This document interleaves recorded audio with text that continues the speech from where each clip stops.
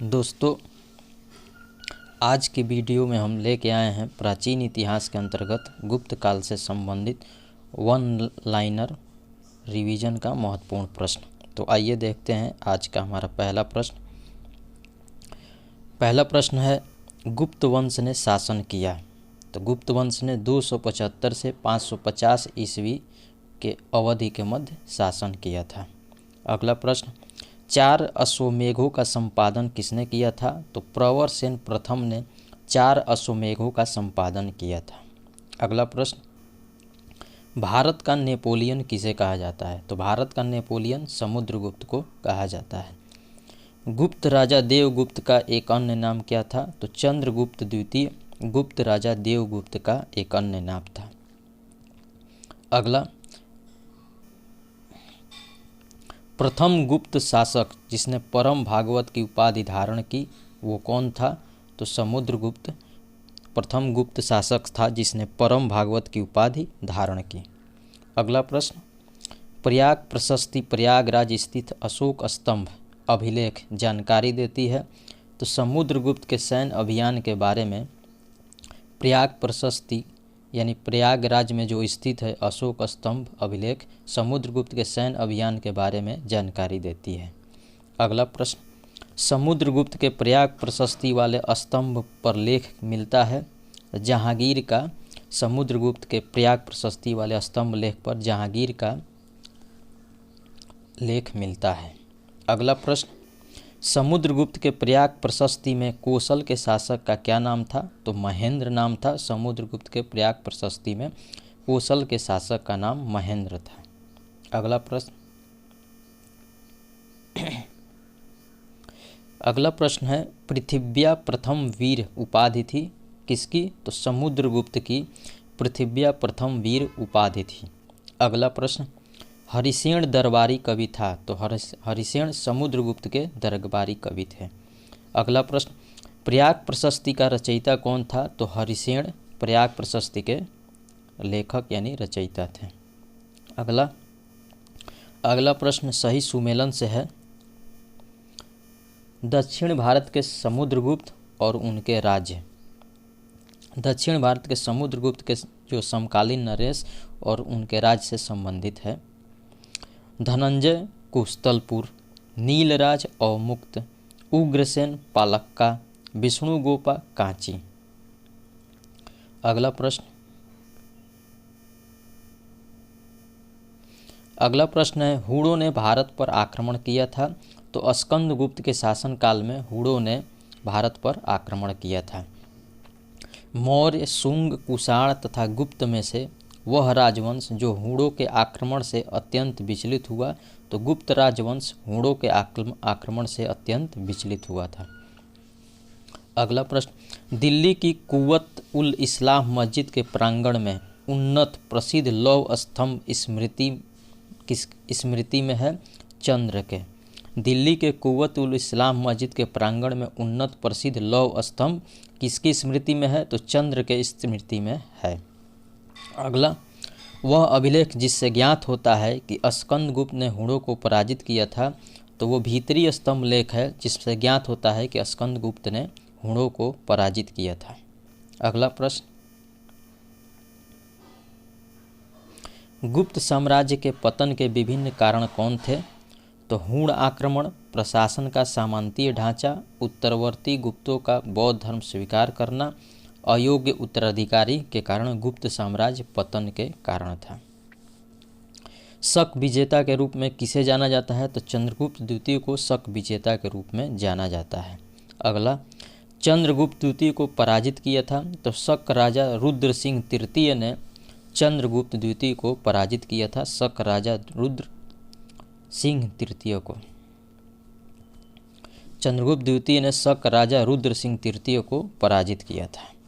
अगला प्रश्न, रजत सिक्के जारी करने वाला प्रथम गुप्त शासक कौन था? तो चंद्रगुप्त द्वितीय रजत यानी चांदी के सिक्के जारी करने वाला प्रथम गुप्त शासक था। अगला प्रश्न, प्रथम चीनी यात्री फायान ने भारत की यात्रा किसके काल में की थी? तो फायान चंद्रगुप्त द्वितीय के शासनकाल में यात्रा की थी, जो कि एक चीनी यात्री था। अगला प्रश्न सही सुमेलन से है।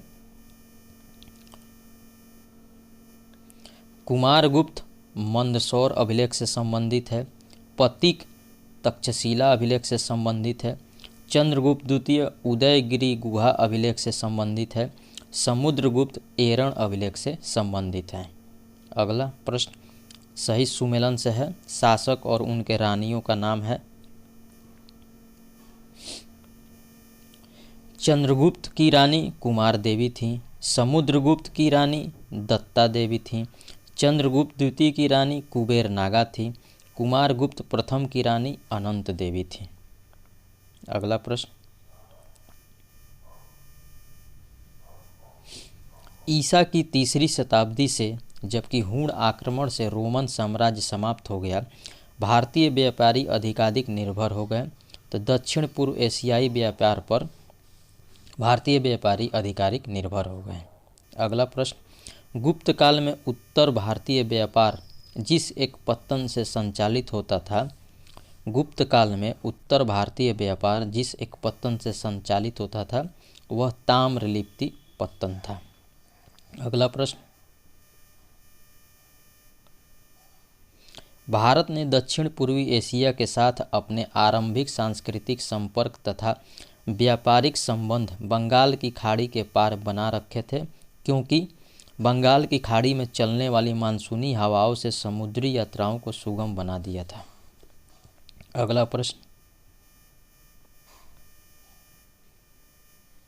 अगला प्रश्न है प्राचीन भारत में देश की अर्थव्यवस्था में अत्यंत महत्वपूर्ण भूमिका निभाने वाले श्रेणी संगठन के संदर्भ में सत्य कथन है। तो श्रेणी ही वेतन काम करने के नियमों, मानकों और कीमतों को सुनिश्चित करती थी। श्रेणी का अपने सदस्यों पर न्यायिक अधिकार होता था। अगला प्रश्न गुप्त काल में गुजरात, बंगाल, दक्कन एवं तमिल राष्ट्र में स्थित केंद्र संबंधित थे। तो वस्त्र उत्पादन से गुप्त काल में गुजरात, बंगाल, दक्कन एवं तमिल राष्ट्र संबंधित थे वस्त्र उत्पादन से। अगला प्रश्न विशाख दत्त के प्राचीन भारतीय नाटक मुद्रा राक्षस की विषय वस्तु क्या है? तो चंद्रगुप्त मौर्य के समय में राज दरबार की दूरभी संधियों के बारे में विशाख दत्त के प्राचीन भारतीय नाटक मुद्रा राक्षस की विषय वस्तु है। अगला प्रश्न धन्वंतरी, भास्कराचार्य, चरक तथा सुश्रुत में से प्राचीन भारत के आयुर्वेद शास्त्र से संबंध नहीं है। तो भास्कराचार्य का आयुर्वेद शास्त्र से संबंध नहीं है, जबकि धन्वंतरी, चरक और सुश्रुत आयुर्वेद शास्त्र से संबंध है। लीलावती के लेखक कौन थे? तो लीलावती के लेखक भास्कराचार्य थे। अगला प्रश्न प्राचीन कालीन भारत में महत्वपूर्ण वैज्ञानिक प्रगति के क्षेत्र थे। प्रथम शती ईस्वी में विभिन्न प्रकार के विशिष्ट शैल औजारों का उपयोग आम था। 5वीं शती ईस्वी में कोण के जया का सिद्धांत ज्ञात था। 7वीं शती ईस्वी में चक्रीय चतुर्भुज का सिद्धांत ज्ञात था। अगला प्रश्न भारतीय यात्रा में फाहियान ने एक अस्पताल का उल्लेख किया है, यह कहाँ स्थित था? तो पाटलिपुत्र में स्थित था। भारतीय यात्रा में फाहियान ने पाटलिपुत्र अस्पताल का उल्लेख किया है, जो कि भारतीय यात्रा में फाहियान ने एक अस्पताल का उल्लेख किया है, वो कहाँ है? तो पाटलिपुत्र में स्थित है। अगला चंद्रगुप्त के 9 रत्नों में से फलित ज्योति से संबंधित था। तो छपड़क फलित ज्योति से संबंधित था, जो कि चंद्रगुप्त के 9 रत्नों में शामिल था। अगला प्रश्न कालिदास जिसके शासनकाल में थे वह शासक कौन था? तो चंद्रगुप्त द्वितीय के शासनकाल में कालिदास थे। वह गणितज्ञ जिसने पहली बार व्याख्या किया कि पृथ्वी के अपनी धुरी पर घूमने का कारण प्रतिदिन सूर्योदय एवं सूर्यास्त होता है, तो वह थे आर्यभट्ट। आर्यभट्ट वह गणितज्ञ थे जिसने पहली बार व्याख्या किया कि पृथ्वी के अपने धुरी पर घूमने के कारण प्रतिदिन सूर्योदय एवं सूर्यास्त होता है। अगला गुप्तकालीन स्वर्ण मुद्रा क्या थी? तो गुप्तकालीन स्वर्ण मुद्रा को दीनार कहा जाता था। गुप्तकालीन रजत मुद्राओं को नाम क्या दिया गया था? तो रूपक नाम दिया गया था गुप्तकालीन रजत मुद्राओं को। अगला प्रश्न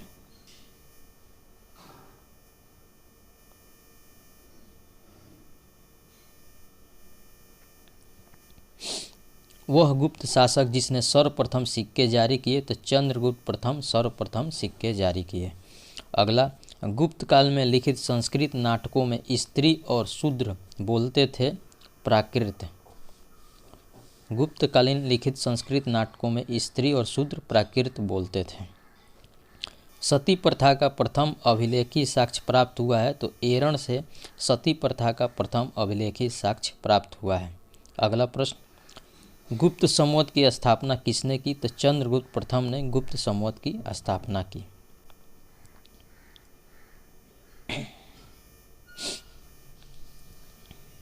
अब आइए देखते हैं सम्राट और उनके विरुद्ध से संबंधित प्रश्न। तो अशोक प्रियदर्शी या प्रियदर्शिन, समुद्रगुप्त पर क्रमांक, चंद्रगुप्त द्वितीय विक्रमादित्य, स्कंदगुप्त क्रमादित्य। अगला प्रश्न, नगरों का क्रमिक पतन एवं महत्वपूर्ण विशेषता थी गुप्त काल की। नगरों का क्रमिक पतन एवं महत्वपूर्ण विशेषता गुप्त काल से संबंधित है। अगला प्रश्न, मंदिरों एवं ब्राह्मणों को सबसे अधिक ग्राम अनुदान में दिया था। गुप्त वंश ने मंदिरों एवं ब्राह्मणों को सबसे अधिक ग्राम अनुदान में दिया था। अगला प्रश्न, प्राचीन भारत में वह वंश जिसका शासनकाल स्वर्ण युग कहा जाता है, तो गुप्त काल के शासनकाल को स्वर्ण युग कहा जाता है। अगला, गुप्त युग में भूमि राजस्व की दर क्या थी, तो उपज का छठा भाग गुप्त युग में भूमि राजस्व की दर थी। अगला, हिंदू विधि द्वारा मान्य कर था, तो उपज का छठा भाग हिंदू विधि द्वारा मान्य कर था गुप्त काल में।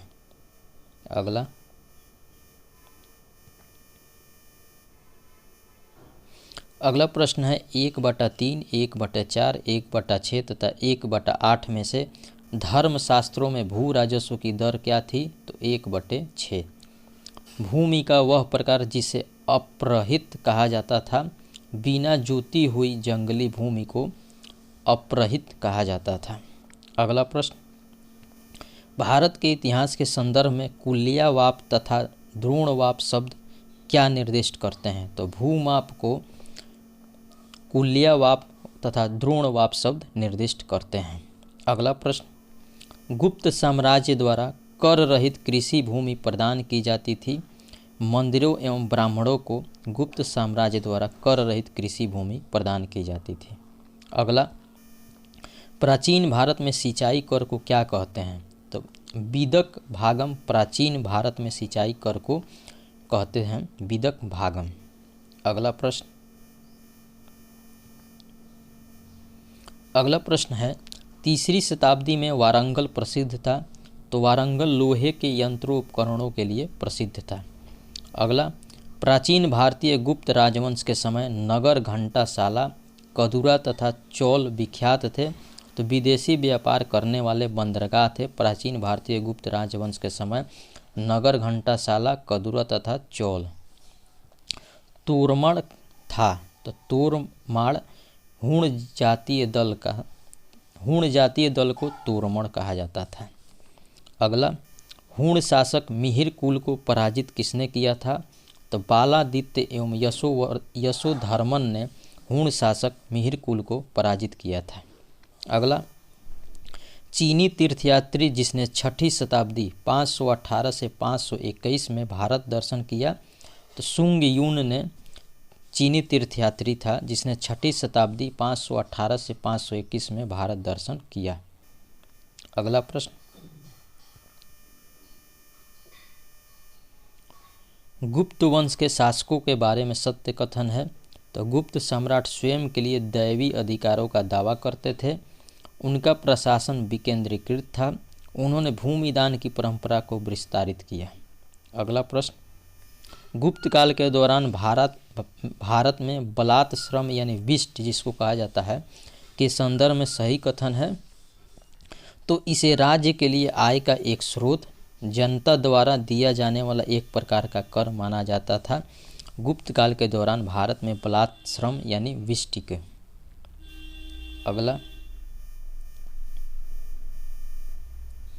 अगला प्रश्न है, शतरंज का खेल उद्भूत हुआ था भारत में। शूद्रक द्वारा लिखी हुई प्राचीन भारतीय पुस्तक मृच्छकटिकम का विषय क्या था? तो एक धनी व्यापारी और एक गणिका की पुत्री की प्रेम गाथा शूद्रक द्वारा लिखी गई प्राचीन भारतीय पुस्तक मृच्छकटिकम से संबंधित है। अगला प्रश्न, प्राचीन सांख्य दर्शन में महत्वपूर्ण योगदान है कपिल का। अगला प्रश्न, भारत में दार्शनिक विचार के इतिहास के संबंध में आइए देखते हैं। सांख्य की मान्यता है कि आत्मज्ञान ही मोक्ष की ओर ले जाता है, न कोई ब्रह्मा प्रभाव अथवा कारक।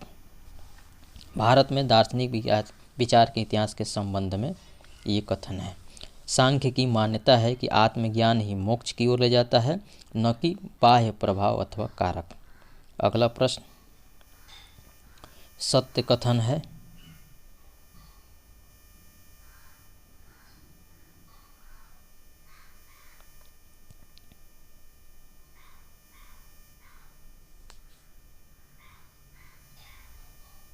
अगला प्रश्न, सत्य कथन है। कपिल के अनुसार किसी व्यक्ति का जीवन प्रकृति की शक्तियों द्वारा गढ़ा जाता है, किसी दैवी सत्ता द्वारा नहीं। ये सत्य कथन है। अगला,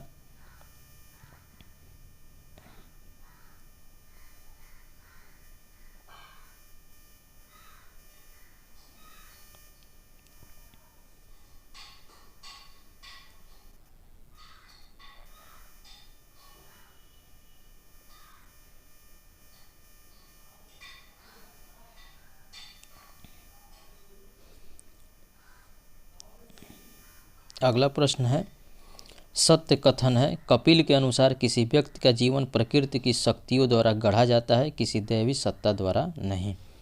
योग दर्शन के प्रतिपादक कौन है? तो योग दर्शन के प्रतिपादक पतंजलि हैं। अष्टांग योग के अंग है यम, नियम, आसन, प्राणायाम, प्रत्याहार, धारणा, ध्यान और समाधि। अष्टांग के योग हैं यम, नियम, आसन, प्राणायाम, प्रत्याहार, धारणा, ध्यान और समाधि। अगला, महाभाष्य के लेखक पतंजलि समसामयिक थे, तो पुष्यमित्र शुंग के महाभाष्य के लेखक पतंजलि समसामयिक थे। अगला प्रश्न,